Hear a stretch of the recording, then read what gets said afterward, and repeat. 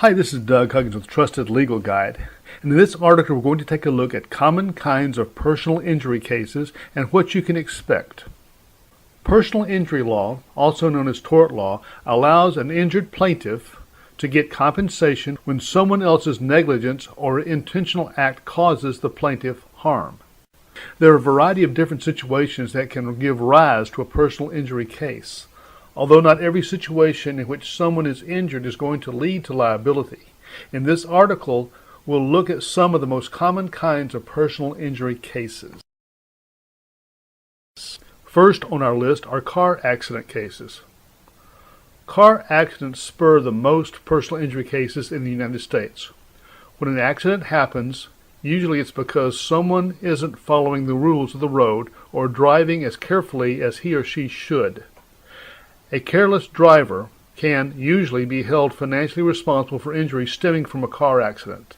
Exceptions do exist in the dozens of so-called no-fault states where drivers have to collect from their own insurers except in cases of serious injury. You can click on the link below to learn more about car accident cases. The next type of personal injury case would be medical malpractice. Medical malpractice claims can arise when a doctor or other healthcare professional fails to provide competent and reasonable skilled care, and the patient is injured as a result. Medical malpractice cases are some of the most complex types, and you'll see why in our section below on medical malpractice.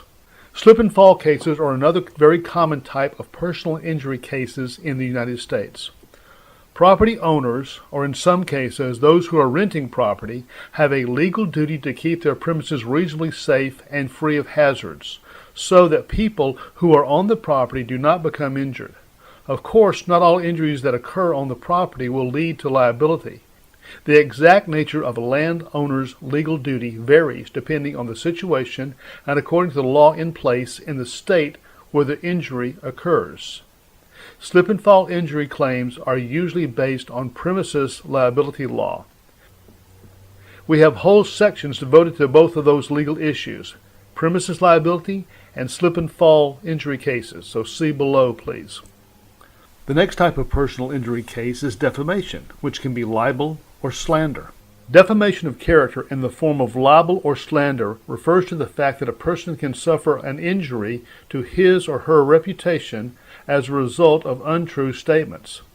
The exact nature of what defamation plaintiff must prove will vary depending on who the plaintiff is and the forum where the statements were made. The average person usually just needs to prove that an untrue negative statement was made and that actual harm, that is financial loss, came from that.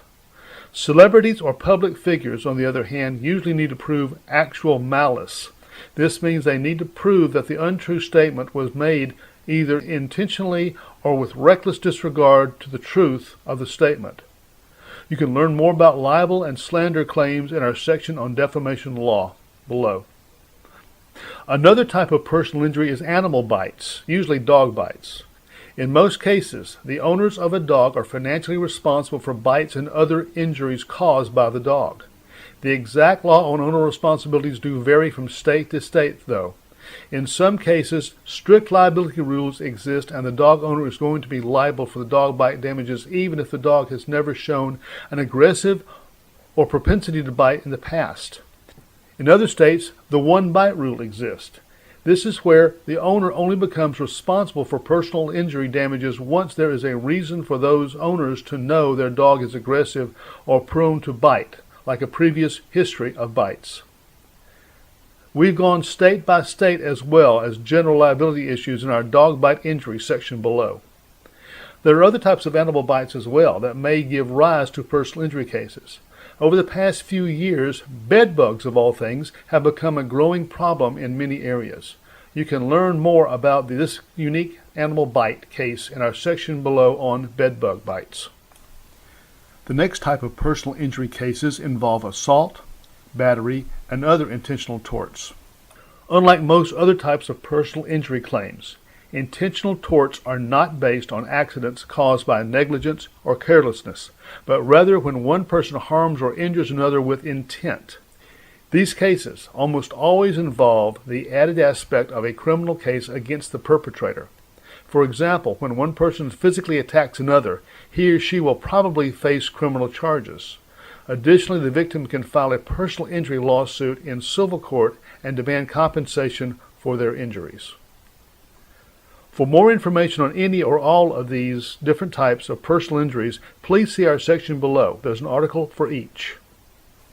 For more information on tort and tort law, please see our 4-part series, Tort Law, the basis for your personal injury case. If you, a friend, family member, or someone you know has been hurt or injured and need help, we are happy to refer you to attorneys with knowledge and expertise in your area of need. Our preferred attorneys will help you with a free, no cost, no obligation consultation to discuss your personal situation and how they may be able to help you through this difficult time. Don't wait. Get the money you and your family need and you deserve right now. Simply fill out the client referral form below and we will have a preferred attorney contact you directly. This website is not operated by a law firm. We are a group of consumer advisors and only provide general information about the law, not specific legal advice. True legal advice can only be given by a licensed attorney. Although we go to great lengths to make sure our information is accurate and useful, the laws vary considerably in different jurisdictions, from state to state and even from county to county, and laws change frequently. That's why we strongly recommend you consult with an attorney to discuss the laws in your area and how they apply to your particular situation.